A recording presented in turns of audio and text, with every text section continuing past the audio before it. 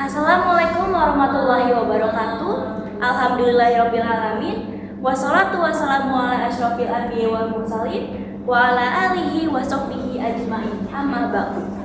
Para jamaah sekalian, marilah kita terlebih dahulu panjatkan puji syukur atas kehadirat Allah Subhanahu wa taala yang Maha Pengasih yang telah melimpahkan rahmat-Nya kepada kita semua, sehingga pada pagi hari yang cerah ini kita dapat berkumpul di tempat ini dalam keadaan sehat walafiat.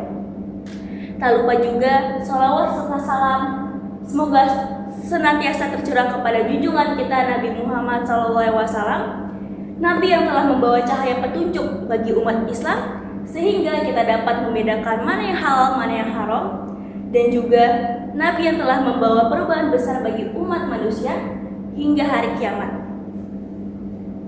Jamaah sekalian, Allah telah menetapkan bahwa kita harus memilih dalam mengkonsumsi makanan. Jadi bukan hanya makan dan minum asal kenyang, tetapi juga makan dan minum yang halal dan baik. Berbicara tentang makanan, maka kita berbicara tentang apa saja yang masuk ke dalam tubuh kita setiap harinya. Oleh karena itulah Islam memberikan perhatian yang sangat besar terhadap apa yang kita konsumsi. Seperti firman Allah Subhanahu wa taala pada surah Al-Baqarah ayat 168 yang memiliki arti, "Wahai sekalian manusia, makanlah dari apa saja yang halal lagi baik yang terdapat di bumi, dan janganlah kamu sekali-kalinya mengikuti langkah-langkah syaitan." Ayat ini memperintahkan bahwa umat Islam harus makan dan minum yang halal dan jauhilah yang haram, karena yang haram itu dapat membukakan pintu-pintu keburukan kepada kita. Jadi, bagaimana makanan yang halal itu? Makanan yang halal mencakup hewan darat. Hewan darat yang diperbolehkan seperti ayam, sapi, kambing, ataupun unta yang disembelih dengan menyebut nama Allah dan juga melalui tata cara penyembelihan yang benar. Selanjutnya, selain hewan-hewan darat, hewan-hewan laut pun pada umumnya diperbolehkan. Semua jenis ikan dan bintang laut statusnya halal jika dikonsumsi, selagi hewan-hewan tersebut tidak meracuni kita sendiri. Makanan halal tidak hanya dilihat dari jenis asalnya, tetapi kita juga harus pintar melihat dari bagaimana makanan tersebut didapatkan, bagaimana proses pengolahannya, ataupun peralatan apa saja yang digunakan untuk mengolah makanan tersebut. Karena semisal daging ayam memang memiliki status makanan halal, cuman ketika daging ayam tersebut diolah dengan menggunakan peralatan-peralatan bekas mengolah daging babi, maka statusnya daging ayam tersebut menjadi haram dan tidak diperbolehkan untuk dikonsumsi. Selanjutnya dalam Al-Quran Al-Ma'idah, surah Al-Ma'idah ayat 3 itu Allah telah menjelaskan secara rinci makanan apa saja yang diharamkan, yaitu yang pertama bangkai, hewan mati yang tidak disembelih, kemudian darah mengalir, ketiga ada daging babi, yang terakhir hewan yang disembelih bukan atas nama Allah. Dan para ulama pun juga setuju dan sepakat bahwa hewan-hewan buas yang bertaring pun masuk ke dalam makanan-makanan haram seperti harimau, singa, serigala, dan lainnya. Nah, kalau minuman bagaimana nih? Kalau minuman yang halal itu adalah setiap minuman yang tidak memabukkan, tidak mengandung najis, dan juga tidak berasal dari bahan-bahan yang haram. Sebaliknya, minuman yang haram itu adalah segala minuman yang memabukkan, baik banyak ataupun sedikit. Rasulullah SAW menegaskan bahwa apa yang memabukkan dalam jumlah banyak itu, maka sedikitnya pun haram. Jadi artinya di sini adalah meskipun kadar alkoholnya ini termasuk rendah, namun minuman tersebut statusnya sudah menjadi minuman memabukkan, yang dimana minuman ini sudah masuk ke kategori minuman haram. Nah, dan jika kita melihat tantangan umat Islam saat ini itu untuk membedakan mana yang halal, mana yang haram, jauh lebih sulit dibanding yang dulu. Dulu perkara halal dan haram itu hanya berkaitan dengan sembelihan hewan dan juga minuman yang memabukkan.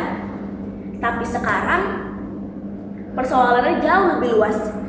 Kita hidup di zaman di mana produk-produk makanan dan minuman dari luar itu bisa cepat masuk ke dalam negara kita sendiri. Banyak makanan dan minuman yang secara tampilan memang baik-baik saja, namun ternyata di balik itu semua ternyata produk tersebut mengandung unsur-unsur keharaman.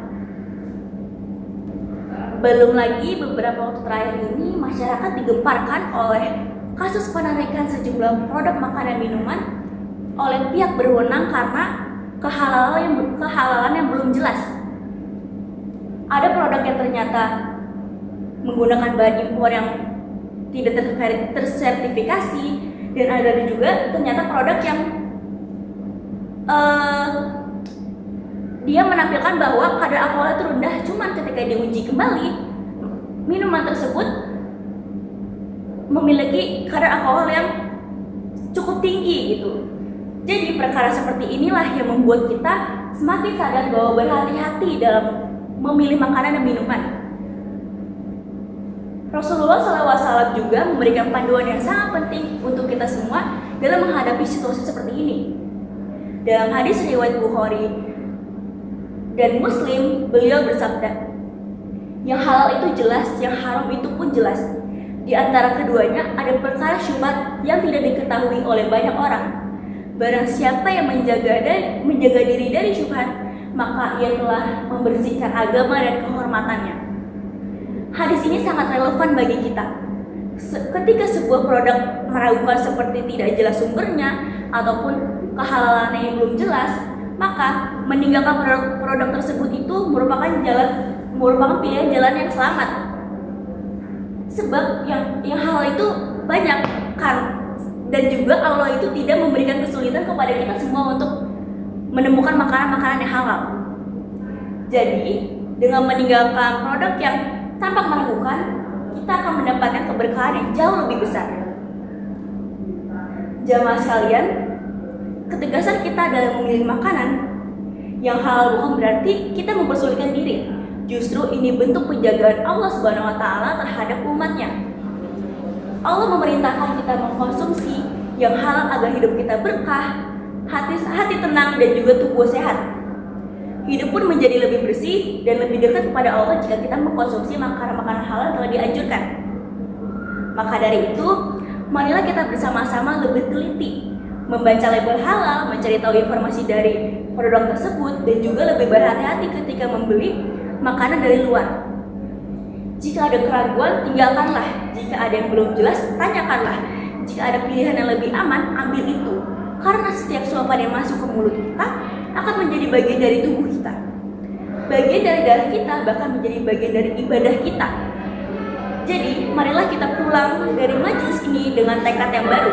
Kita ingin makan bukan hanya untuk kenyang, tetapi untuk mendapatkan keberkahan. Kita ingin minum bukan hanya untuk menghilangkan haus, tetapi agar Allah Subhanahu wa taala ridho dengan apa yang kita lakukan. Baik, sebelum menutup ceramah pada hari ini, marilah kita tutup dengan doa. Allahumma tahhir qulubana wa zakki anfusana warzuqna halalan tayyiban mubarakan fi, yang artinya, ya Allah, sucikanlah hari kami, bersihkanlah jiwa kami, dan anugerahkanlah kepada kami rezeki yang halal, baik dan penuh berkah. Wassalamualaikum warahmatullahi wabarakatuh.